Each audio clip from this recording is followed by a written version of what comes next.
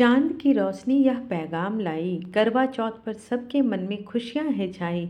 सबसे पहले मेरी तरफ से आप सभी माताओं और बहनों को करवा चौथ की ढेर सारी शुभकामनाएं। आप सभी का माता सुहाग अखंड बनाए रखे। करवा चौथ के दिन संकष्टी गणेश चतुर्थी भी रहेगी।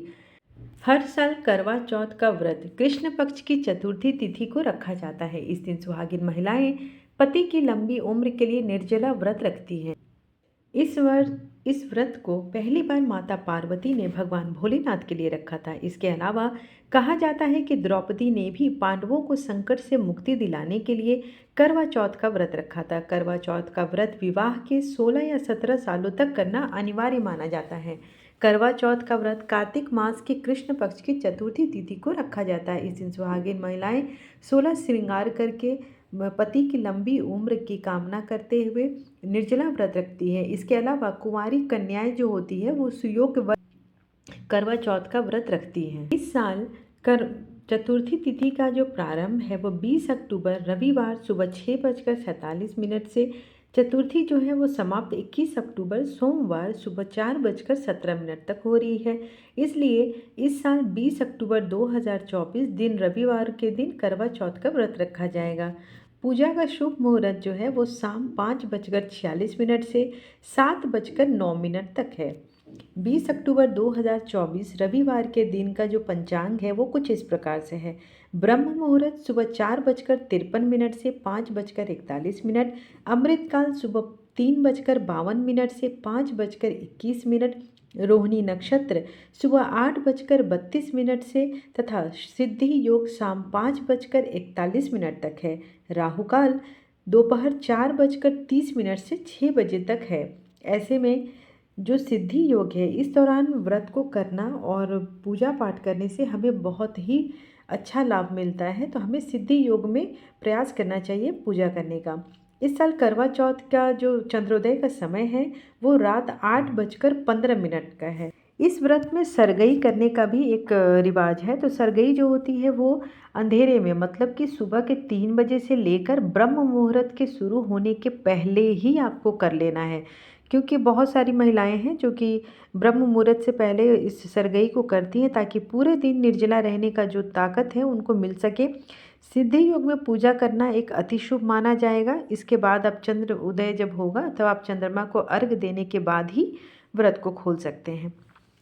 करवा चौथ के पूजा के दौरान मिट्टी का करवा का इस्तेमाल बहुत ही पवित्र माना जाता है। करवा मिट्टी का बना एक घड़ा होता है। इसमें एक नल जैसी आकृति भी लगी रहती है। इसे माता का प्रतीक मानकर पूजा की जाती है।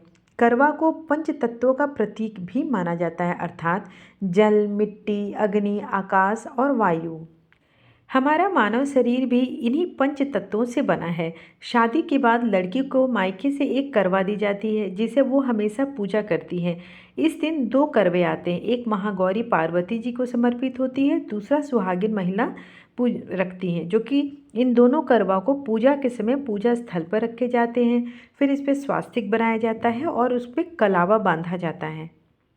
करवा चौथ में जो है विशेष रूप से संध्या पूजन की जाती है। शाम से पहले ही गेरू से फलक पूजा स्थान पर बना ले।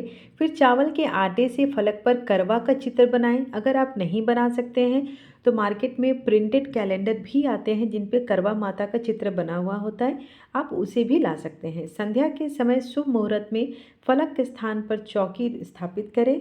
अब चौक पर भगवान शिव और माँ पार्वती के गोद में बैठे प्रभु गणेश के चित्र की स्थापना करें। माँ पार्वती को श्रृंगार की सामग्री अर्पित करें और मिट्टी के करवा में जल भरकर पूजन स्थान पर रखें। अब भगवान श्री गणेश, माँ गौरी, भगवान शिव और चंद्रदेव का ध्यान करके करवा चौथ व्रत की कथा सुने। चंद्रमा की पूजा कर उन्हें अर्घ्य दें। फिर छलनी की ओट से चंद्रमा को देखें और उसके बाद अपने पति का चेहरा देखें।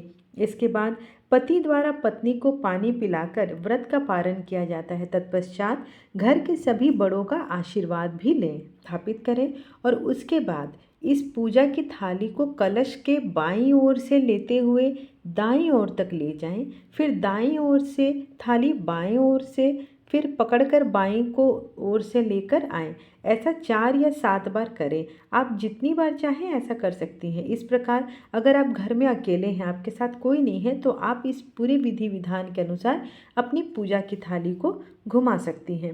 परंपरा के अनुसार करवा चौथ का जो व्रत होता है वो चंद्रमा को देखने के बाद खोला जाएगा। तो आप व्रत तोड़ने से पहले चंद्रमा का पूजन करें और मुहूर्त में करें, तत्पश्चात जो है अपना व्रत खोलें। आज की जानकारी अगर आपको अच्छी लगी हो तो चैनल को सब्सक्राइब और वीडियो को लाइक शेयर ज़रूर करें, ताकि अधिक से अधिक लोगों को इसकी जानकारी मिल सके। धन्यवाद।